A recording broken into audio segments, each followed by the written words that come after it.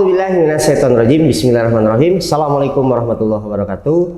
Allahumma shalli ala sayyidina Muhammad wa ala ali sayyidina Muhammad. Qala rabbi shrah li sadri wa yassir li amri wahlul 'uqdatam min lisani yafqahu qawli. Rabbi anzilni munzalan barakan wa anta khairul munzilin, amma ba'du. Abang kakak ayah bunda, keluarga bebas riba Indonesia, jumpa lagi dengan Bang Imut, Bang Imam Mutakin. Untuk kita akan ngobrol bareng dengan salah satu sahabat saya, teman lama saya, dan kita akan bagi-bagi kisah tentang angsuran beliau. Sebelumnya kita sapa dulu. Assalamualaikum Bang Ilham. Waalaikumsalam warahmatullahi wabarakatuh. Nah, beliau ini abang kakak bunda sekalian itu di balik layar channel Laskar Tujuh Langit ya Bang ya? Iya Bang. Laskar Tujuh Langit. Berapa banyak subscriber sekarang Bang? Alhamdulillah sekitar 300.000 lebih. 300.000 lebih. Jadi tadi kita lagi belajar, saya sebagai yang masih belajar harus banyak belajar juga sama beliau. Dan sayang sekali kalau kita sudah belajar, ketemu dengan guru, tapi kita tidak ambil hikmah atau kisah-kisah kehidupan beliau di masa lalu.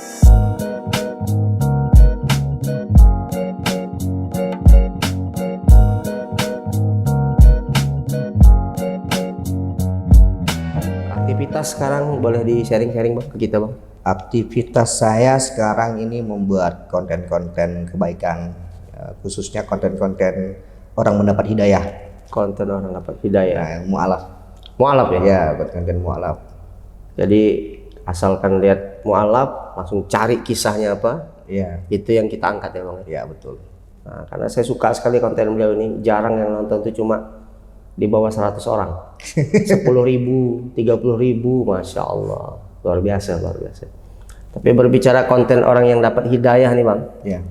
Insya Allah hidayahnya juga Bang sudah dapat berarti ya? Alhamdulillah mungkin udah dapat. Mungkin dapat. Dapat teguran. Dapat teguran. Dapat teguran. Usia berapa Bang sekarang Bang? Sekarang udah 42 tahun mungkin. 42 tahun. Nah, ini kita pengen bedah nih Abang kakak ya Bunda. Di usia 42 tahun ini, Bang Ilham, Abang punya kisah nggak tentang angsuran? Ada kisah. Jadi kisahnya angsuran ini riba ya. Riba pinjaman. Jadi saya dulu ini ya termasuk penjahat bank. Penjahat bank. Penjahat bank. Saya punya 2 KTP. Punya 2 KTP. Punya 2 KTP. Jadi untuk apa? Mengakali BI checking. Ngakalin BI checking. Gitu. Dan saya membaca trik-trik kelemahan sebuah sistem, dan saya dapat gitu, dan akhirnya dapat 2 KTP itu gitu. Wah, keren loh. Dan beliau nih dulu nasabah saya loh, kayak benar sekalian. Dulu beliau yang saya cairkan kreditnya, pas ada kendala juga saya yang datang collection di sana juga. Ya. Tapi alhamdulillah kita pisah Bang. Ya, alhamdulillah ya. Ini cukup unik nih Bang. Jadi waktu dulu kan antum datang ke rumah, ya kan, dengan beberapa orang, beberapa pengawal bodyguard, debt collector. Jadi lambat baru sekitar beberapa hari atau seminggu gitu, antum langsung datang kan. Disitulah pertemuan pertama kali kita. Silaturahmi. Ya, tapi saya terus terang ini sekarang iri sama beliau. Oh, iri. Tapi seorang mantan pejabat bank, alhamdulillah sekarang kan mengabdi di masjid nih antum nih sekarang. Dengar-dengar nih gitu kan. Gitu. Nah, kok Bang Imam bisa, kok saya nggak bisa gitu ya. Nah, jadi beliau ini termasuk salah satu inspirasi saya untuk berubah juga gitu sebenarnya. Masya Allah. Astagfirullahaladzim. Abang pertama kali kena kisah angsuran tuh tahun berapa Bang? Untuk tahun lebih tepatnya saya udah lupa. Jadi awal mula saya kenal dengan yang namanya pinjaman, angsuran ataupun sebagainya, itu berawal ketika saya bermain forex. Forex, oke. Ya, trading seperti itu, trading online. Trading. Dulu kan masih termasuk baru ya, trading seperti itu. Jadi jual beli emas, jual beli mata uang asing gitu ya, forex, karena tergiur dengan satu hari dalam hitungan hari bisa dapat puluhan sampai ratusan juta. Betul. Sehingga akhirnya tergiur. Sehingga tapi awal mulanya ini ada uang, tapi ini ada uang distributor. Nah, karena kebetulan saya dulu buka usaha percetakan. Jadi tuh lumayan lah margin keuntungan. Jadi ada uang nganggur, uang distributor, tempo payment itu masih lama. Nah, ini saya pergunakan untuk trading. Nah, alhamdulillah loss, hilang. Nah, di situ pusing nih bagaimana ngembaliin dana-dana ini kan distributor kan. Akhirnya ada teman, nah coba pinjam nih di salah satu perbankan. Nah, akhirnya dari situlah awal mula terjerat riba. Seperti itu. Gara-gara trading, lossnya gede berarti Bang? Lumayan. Ratusan. Oh, Masya Allah. Akhirnya cair ya Bang ya? Akhirnya cair, take over karena itu seminar, jadi diajarin cara bagaimana nih jika ingin menambah limit harus take over ke bank lain gitu kan. Oke. Gitu. Akhirnya dapat ilmu itu gitu dan mempelajari juga sistem kelemahan sistem perbankan dan sistem dukcapil. Saya pelajari, oh begini caranya nih, bisa dapat 2 KTP dengan ya beda tanggal lahir, beda alamat gitu. Oh, beda NIK juga berarti? NIK tidak. Itulah kelemahan salah satu sistem yang saya baca. Sebenarnya nggak boleh, atau trik ini masih bisa nggak dilakukan atau tidak ya? Ya.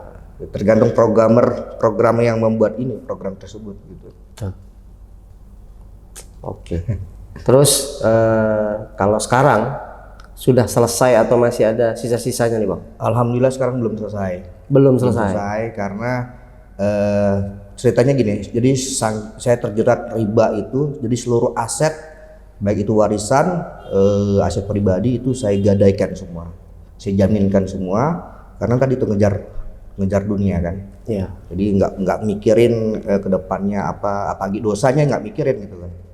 Dosanya apa gitu, walaupun tahu dosanya itu berginah dengan ibu kandung sendiri besarnya dosanya, dan kita berperang kepada Allah dan para rasulnya, tahu itu. Tapi karena masih liberal ya pikiran kalikan 0. Nah, jadi semua aset saya jaminkan ya, dan sampai sekarang saya ikhlaskan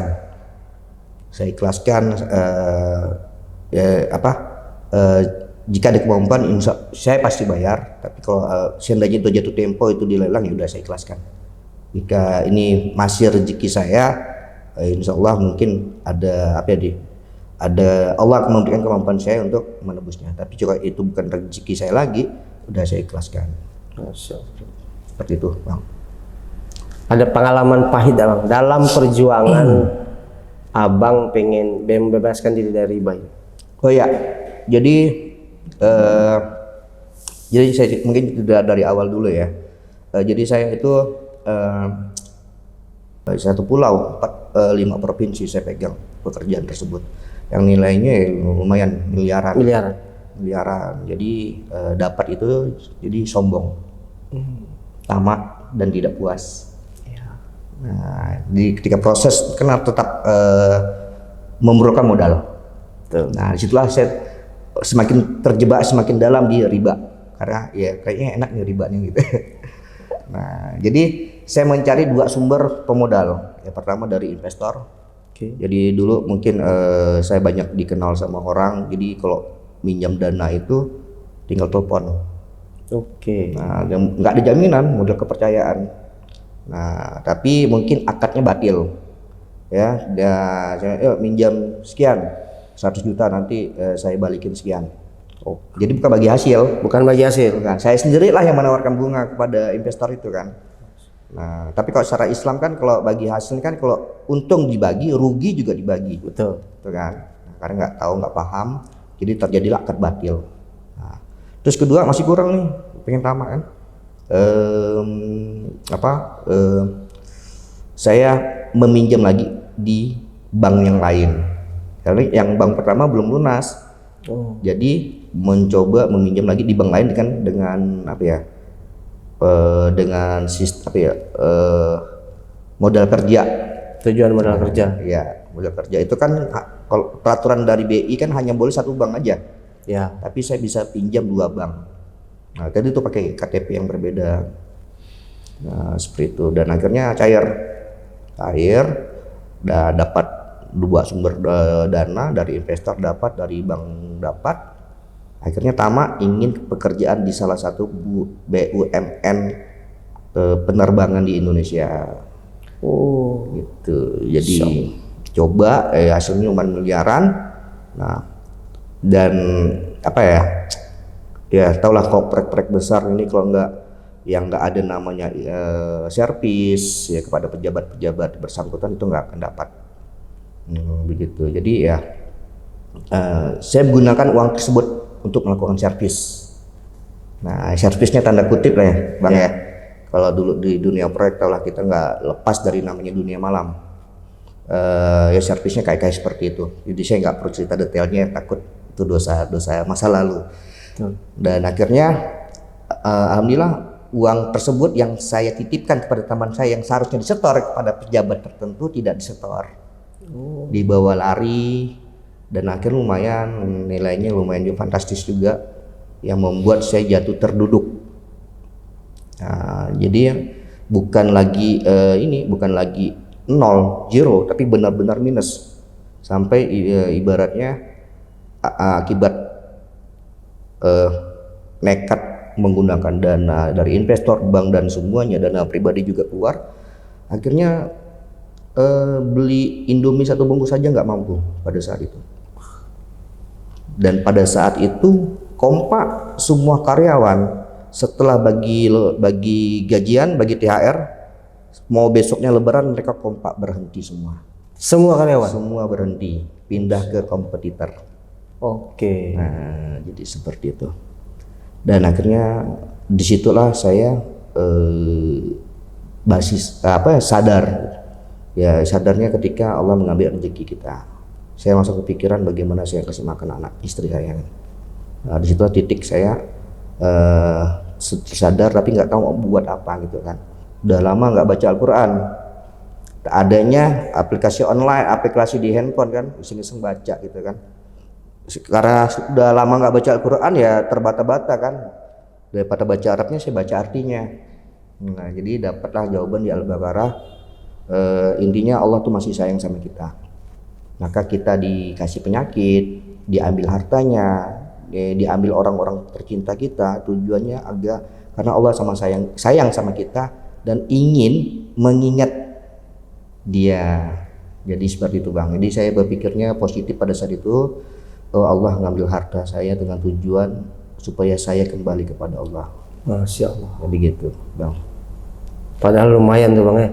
Lumayan ngomong sendirian ya, pernah mengalami itu juga, ngomong sendiri, ngerokok ngomong sendiri gitu ya. Iya karena udah jatuh di titik terendah gitu ya. Allah gitu. Kalau sekarang gimana kondisinya Bang? Alhamdulillah sekarang saya mendapat ketenangan walaupun hasilnya tidak sebesar yang dulu saya dapatkan. Nah jadi ketika saya mencoba hijrah, tobat ya gitu ya. Tobat, saya tinggalkan semua, saya buang, saya gunting semua itu kartu kredit saya, ada 8 kartu kredit,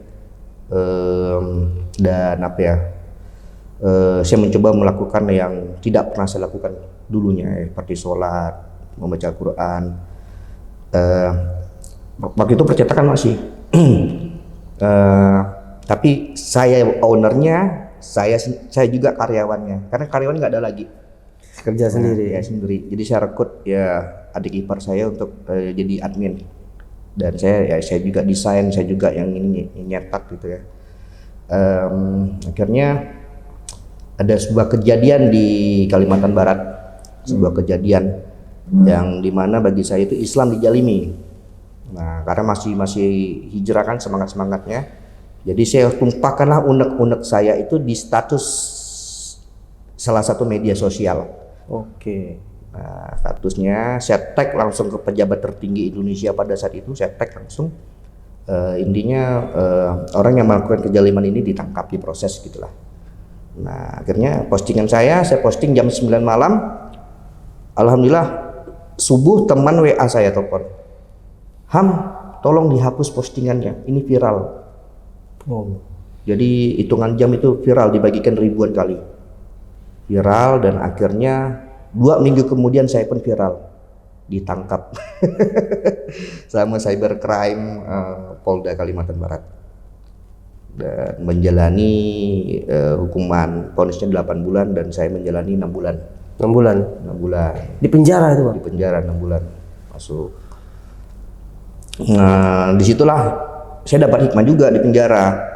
Tapi kalau kita berpikir negatif kan, ya Allah, aku ingin bertobat, aku ingin mendekat padamu, ingin mengenal kepadamu, kok kenapa engkau masukkan aku ke dalam penjara, gitu kan? Tapi saya coba berpikir positif pada saat itu. Allah ingin membatasi langkah kaki saya. Allah ingin membatasi penglihatan saya, pendengaran saya. Karena penjara kan kita nggak bisa kemana-mana. Kita nggak bisa melihat sesuatu yang negatif. Kita pendengaran kita dibatasi gitu kan. Mungkin jika saya tidak penjara, mungkin saya tertabrak atau dapat kejadian apa gitu ya. Akhirnya Allah ingin selamatkan saya. Taruh penjara, dibatasi langkah kaki saya. Terus saat itu percetakan masih buka. Saya masih ada relasi-relasi di beberapa pejabat pemerintahan yang dimana kalau dapat proyek itu ya melakukan hal-hal ya apa harga gitu kan. Dan mungkin Allah nggak mau saya melakukan itu lagi, makanya dibatasi di situ. Dan dulu saya arogan, sombong, lengkap, pelit, kikir, pokoknya lengkap, Bang. Jadi satu titik ego saya runtuh.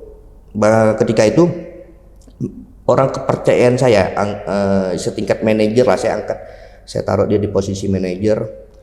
Inilah yang yang membawa satu gerbong itu karyawan saya itu pindah ke kompetitor gitu ya. Jadi saya dendam, benci sama orang tersebut ya. Tapi dialah yang membelikan susu anak saya ketika saya dalam penjara. Allah. Dialah memberikan uang. Di situ ego saya runtuh. Alhamdulillah saya dapat bisa berkomunikasi melalui komunikasi.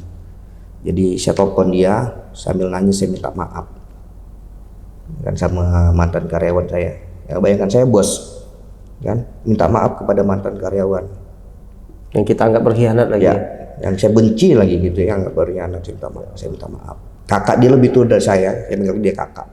Dan Kak, saya pingin hubungan kita baik lagi, tapi bukan sebagai atasan ataupun karyawan, tapi sebagai saudara. Saya minta makasih Kak. Saya minta maaf. Saya akui kesalahan saya sebagai pernah menjadi atasan dia. Disitulah saya belajar untuk merendahkan ego. Nah, begitu Bang Nam. Insyaallah ya. Luar biasa. Berarti tidak gampang juga Bang ya. Perjalanan antum untuk sampai di titik yang sekarang ya. Ya kita sebenarnya mempunyai cobaan dan berat beban cobaan yang sama, mungkin dengan kisah yang berbeda mungkin Bang. Mungkin antum juga lebih berat dari saya. Cuman kisah kita berbeda. Mempunyai cobaan yang sama tapi dengan kisah yang berbeda ya. Bisa jadi. Bang Ilham nanti saya tulis.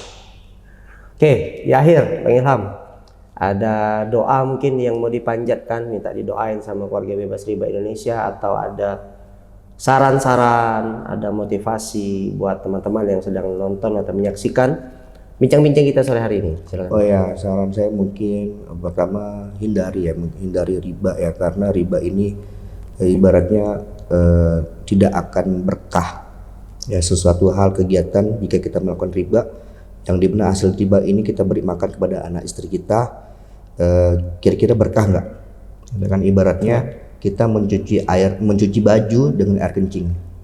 Nah, ibaratnya walaupun pakai deterjen mahal sekalipun, dasarnya dari air kencing tetap nggak akan bersih. Begitu juga dengan harta yang kita dapatkan. Salah riba, bukan, kalau bisa ya diwajibkan ya nggak pakai riba gitu ya. Tidak pakai riba. Dan bagi yang sudah terjerat, nyatakan tobat untuk tidak melakukan lagi riba tersebut. Nah, tapi ini ada kejadian lagi nih Bang, panjang nih, masih cukup nggak waktunya? Masih cukup. Oke. Jadi setelah keluar penjara ketemu teman, mungkin dari komunitas antum. Oke. Ya, antum kan pagari ya? Ya. Paguyuban anti riba. Mungkin saya ketemu salah satu ustadz ya, mungkin ustadz ini saya curhat, saya mau bebas riba. Pada saat itu masih tidak mau melepaskan jaminan kan, karena masih ada ini kan. Akhirnya coba Bang Ilham buat surat menyatakan tobat bersurat kepada perusahaan perbankan tersebut, menghadap pimpinan tertinggi bank tersebut di Kalimantan Barat. Nah, gitu. Akhirnya nyatakan tobat riba di surat tersebut, dan isinya menyatakan akan membayar. Nah, dan poin selanjutnya nyatakan tidak mau membayar bunga sedikit pun. Dan keempat, isinya menyatakan akan membayar semampunya gitu kan. Coba berhadapin itu. Alhamdulillah saya datang ke perusahaan bank tersebut, saya datangi, saya buka ini, saya ibaratnya menyampaikan tobat saya kepada pimpinan. Ya, saya bilang, Pak, saya nyatakan saya tobat riba, karena riba saya tidak mau ngasih makan anak istri saya dengan riba, dan saya tidak mau bayar bunganya pun. Saya sesatu rupiah pun saya tidak akan bayar bunganya, Pak, karena saya tidak mau berperang dengan Allah dan para Rasulnya. Pokoknya bla bla bla panjang. Pimpinannya bang, nggak tahu nggak bilang apa bang? Ya. Yang dikatakan Pak Ilham itu benar semua. Allah. Doakan saya 3 bulan lagi saya resign. Akhirnya hijrah dia. Saya dengar dia udah berhenti dari bank tersebut, pindah. Dan pimpinan keduanya, penggantinya saya ulangi kembali. Nah, yang keduanya mengatakan gini, Bapak nih sudah terjerat hutang, tidak mau bayar, baru bawa agama. Saya nggak, udah lelang kata. Lelang ada. Alhamdulillah laku gitu ya, laku. Ya saya nggak dapat sesen pun hasil dari penjualan tersebut ya. Alhamdulillah, tapi saya ikhlas ibaratnya nggak apa ya, nggak terlalu dipikirkan lagi lah gitu. Ibaratnya seperti itu. Nah itu bang, kejadian uniknya tuh bang. Masya Allah. Jadi di balik pesan beliau tadi ternyata ngasih satu tips yang dulu saya juga sering ngasih tipsnya kayak gitu juga. Satu, bikin surat mengatakan kita sudah hijrah, sudah tidak mau lagi berurusan dengan riba. Yang kedua, kita komitmen bayar.